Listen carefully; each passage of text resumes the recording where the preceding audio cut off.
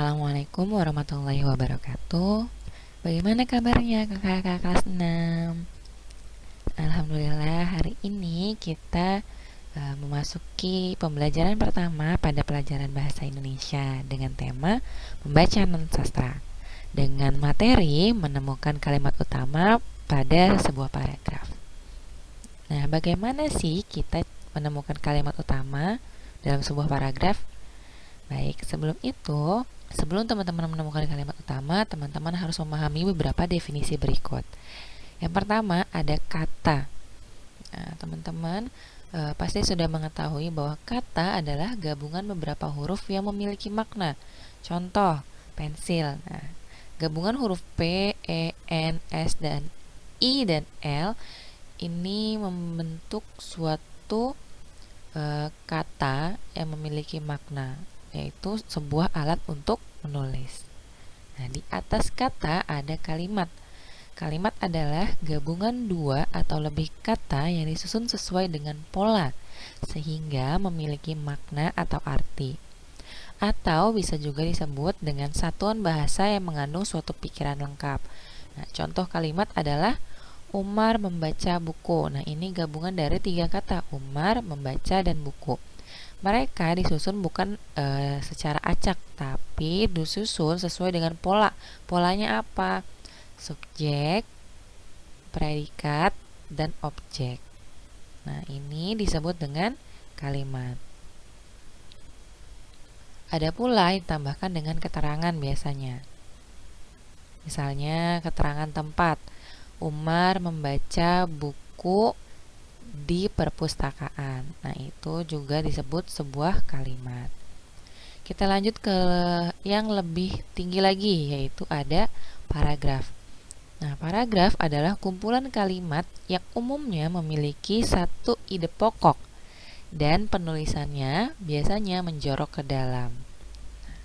Teman-teman sudah mengenal ini mungkin dulu sebelumnya ya di kelas 5. Nah, sekarang barulah setelah itu kita masuk ke jenis kalimatnya. Nah, jenis kalimat dalam sebuah paragraf, tadi ya kan di dalam paragraf ada kalimat-kalimat ya. Nah, di dalam paragraf itu ada 2 macam kalimat. Ada kalimat utama, ada kalimat penjelas. Walaupun kita akan fokus pada kalimat utama, tapi kita akan bahas sedikit juga mengenai kalimat penjelas. Baik, kita lanjutkan. Nah, kalimat utama adalah kalimat yang berisikan ide pokok atau gagasan utama dari suatu paragraf. Nah, jadi kalimat utama isinya adalah ide pokok atau gagasan utama yang umumnya terdapat pada awal paragraf. Walaupun ada juga yang gagasan utamanya itu ada di akhir paragraf, tapi umumnya terdapat pada awal paragraf. Kalimat utama dia bersifat umum, sehingga perlu didukung oleh kalimat penjelas. Nah, karena kalimat utama itu sifatnya umum, maka harus diperjelas nih, diperinci oleh kalimat berikutnya. Nah, kalimat yang memperinci dari kalimat utama tersebut atau kalimat yang menjelaskan kalimat utama tersebut disebut dengan kalimat penjelas. Nah, kita lihat.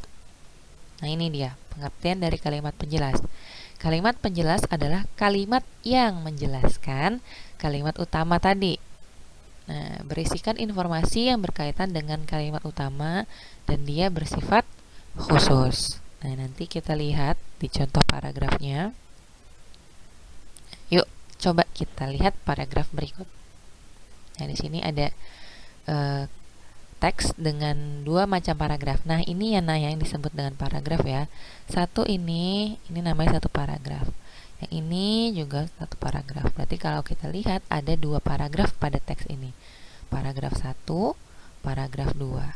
Nah, kita lihat paragraf 1. Makau merupakan salah satu spesies burung dari keluarga burung beo yang terkenal akan keindahan bulunya. Habitat burung tersebut di hutan hujan Amerika Tengah dan Amerika Selatan. Burung tersebut memiliki bulu berwarna-warni yang tampak cantik, yaitu merah, kuning, hijau, dan biru. Nah, dari paragraf pertama ini kita bisa menentukan mana kalimat utama dan kalimat penjelasnya. Tadi dengan ciri-ciri sebelumnya diketahui bahwa kalimat utama bersifat umum, biasanya ada di depan dan dia perlu dijelaskan oleh kalimat berikutnya. Nah, sekarang tugas kita adalah cari kalimat yang bersifat umum dan dijelaskan oleh kalimat berikutnya. Yang mana? Nah, kita lihat yang kalimat pertama ini. Makau merupakan salah satu spesies burung dari keluarga burung beo yang terkenal akan keindahan bulunya. Nah, ini adalah kalimat utamanya. Kenapa? Karena dia bersifat umum dan dijelaskan oleh yang berikutnya. Nah, di sini habitat burung tersebut di hutan hujan Amerika Selatan. Burung tersebut memiliki bulu berwarna-warni yang tampak cantik, yaitu merah, kuning, hijau, dan biru. Nah, kita lihat di sini. Di sini kan dia bilang makau adalah spesies burung dari keluarga burung beo yang terkenal akan keindahannya. Keindahan apanya gitu kan ya? Nah, dijelasin di sini keindahan bulunya yang berwarna-warni. Jadi, maka kalimat pertama di sini adalah kalimat utamanya karena dia bersifat umum, dijelaskan oleh kalimat-kalimat berikutnya. Sampai sini bisa dipahami ya. Nah, sekarang kita akan masuk ke paragraf kedua. Kita lihat di sini. Makau memiliki kondisi fisik yang tidak jauh berbeda dari burung beo pada umumnya. Paruhnya yang besar dan kuat, jari-jari kakinya pun kuat sehingga dapat digunakan untuk mencengkram cabang pohon dan memeriksa benda yang dicengkramnya. Selain itu, makau memiliki lidah yang dapat membantunya menelan makanan. Di sini mana kalimat utamanya? Dan mana kalimat penjelasnya? Ya, jadi kalimat utamanya adalah makau memiliki kondisi fisik yang tidak jauh berbeda dari burung beo pada umumnya. Nah, ini kan bersifat umum nih. Makau kondisi fisiknya tidak jauh berbeda dari burung beo pada umumnya. Dan dia harus dijelasin apanya yang beda, gitu kan ya. Nah, apanya yang berbeda dijelaskanlah oleh kalimat berikutnya. Yang berbeda adalah paruhnya yang besar dan kuat, jarinya kuat sehingga bisa digunakan untuk mencengkram cabang pohon, gitu ya.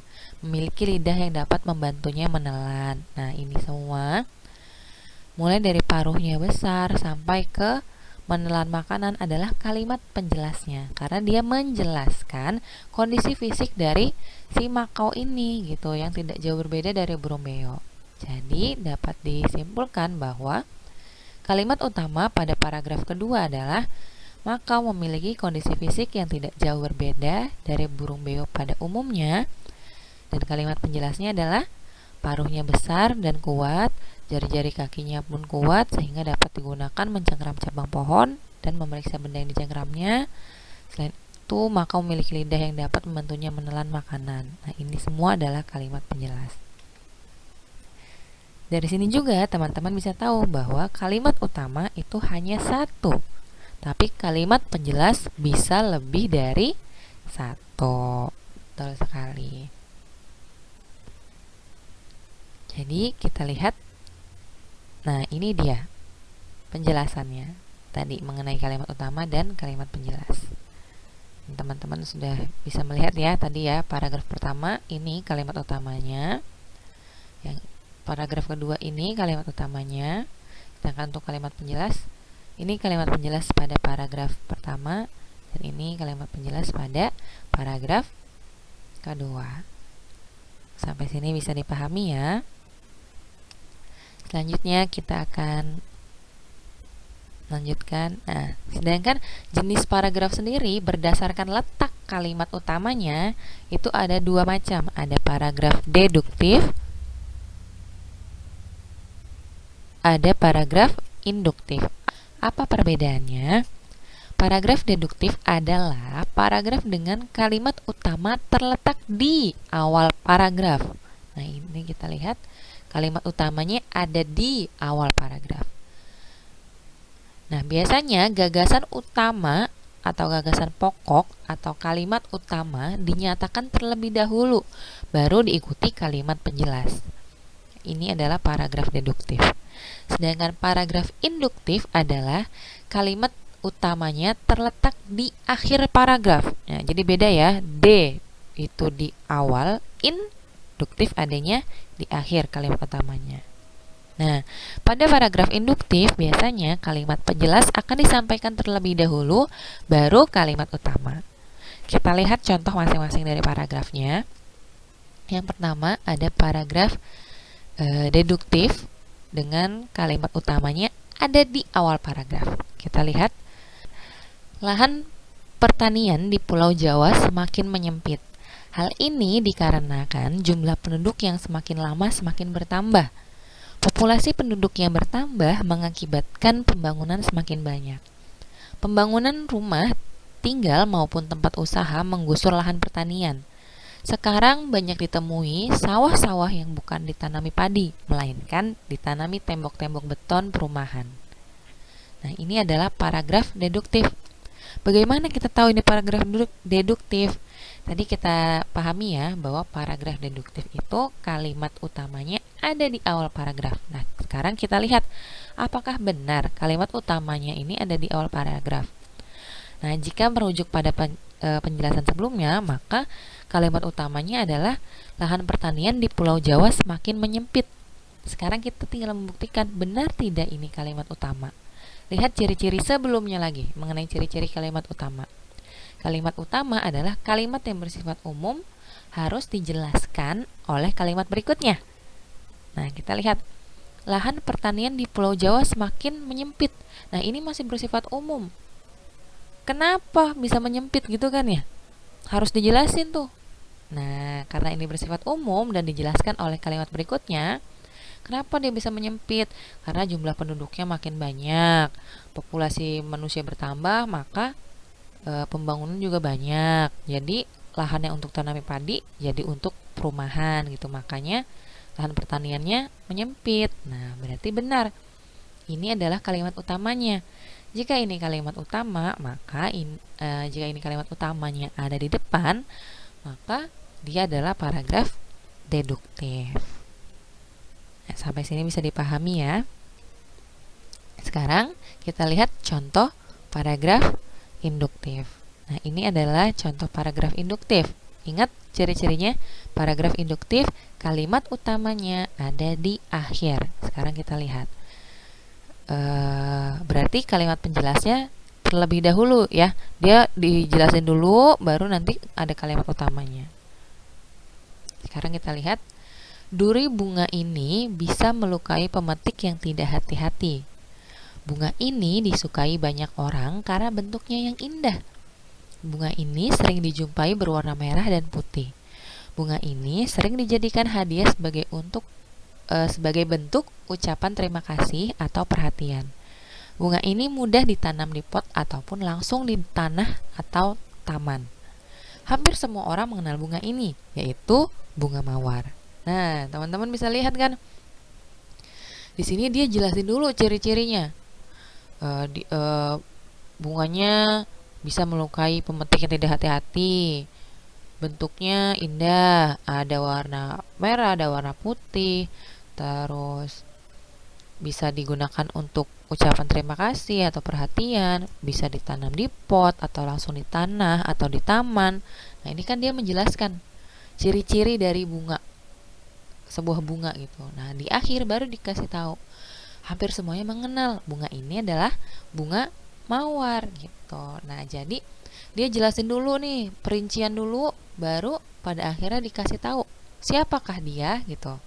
Nah, dia adalah bunga mawar. Nah, jika paragraf seperti ini, maka kalimat utamanya ada di akhir. Nah, dia kan bersifat umum nih, bunga mawar. Emang bunga mawar seperti apa sih? Nah, dijelaskan sebelumnya. Nah, berarti kalau penjelasan dulu baru kalimat utama, ini adalah paragraf induktif. Nah, teman-teman sampai sini sudah bisa membedakan ya paragraf induktif dan deduktif. Insya Allah teman-teman sekarang jadi lebih paham. Jika sudah memahami semuanya, teman-teman, kita akan melihat satu contoh soal. Nah, kita lihat di sini menentukan kalimat utama. Kalimat utama dari paragraf tersebut adalah ya. Kita lihat di sini Bunglon adalah reptilia yang memiliki ciri khusus berupa kemampuan mengubah warna kulit. Kemampuan tersebut dimiliki karena adanya chromatopores di bawah kulit bunglon. Chromatopores merupakan sel yang sangat sensitif terhadap perubahan cahaya, suhu, bahkan emosi bunglon. Sel tersebut tersimpan dalam lapisan atas yang berisi pigmen warna merah dan kuning, serta lapisan bawah berisi pigmen warna biru dan putih. Nah, ini paragrafnya disuruh menentukan kalimat utamanya. Yang mana? Nah, kalau ditanya kalimat utama yang mana, berarti teman-teman ingat ciri-ciri dari kalimat utama. Ciri-ciri dari kalimat utama, pertama, dia bersifat umum. Yang kedua, dapat dijelaskan oleh kalimat berikutnya. Tadi kita sudah belajar kalimat utama bisa di depan, bisa di belakang. Nah, cara ceknya yang depan dulu. Kita lihat kalimat yang pertama. Bunglon adalah reptilia yang memiliki ciri khusus berupa kemampuan mengubah warna kulit. Nah, di sini jelasin. Bunglon itu reptil, punya ciri khusus kemampuan mengubah warna kulit. Nah, kemampuan tersebut, di sini ada kata-kata kemampuan tersebut pada kalimat berikutnya. Jika ada kata kemampuan tersebut, nah kata tersebut berarti dia menjelaskan kalimat sebelumnya. Jika kalimat kedua ini menjelaskan kalimat sebelumnya, berarti kalimat sebelumnya atau kalimat pertama ini adalah kalimat utama karena dia akan dijelaskan oleh kalimat berikutnya. Paham sampai di sini? Ya, jadi bunglon adalah reptilia yang memiliki ciri khusus berupa kemampuan mengubah warna kulit. Itu adalah kalimat utamanya. Karena kalimat ini dijelaskan nih berikutnya. Kemampuan tersebut dimiliki oleh karena adanya chromatopores gitu ya. Apa itu chromatopores? Jelasin kan. Nah, menunjukkan bahwa kalimat pertamanya ini adalah kalimat utama, sedangkan selanjutnya adalah kalimat penjelas. Jadi jawabannya adalah yang B, betul sekali. Bunglon adalah reptilia yang memiliki ciri khusus berupa kemampuan mengubah warna kulit. Betul sekali. Nah, insya Allah teman-teman sampai sini sudah paham ya? Ya, baik. Nah, ini dia jawabannya B.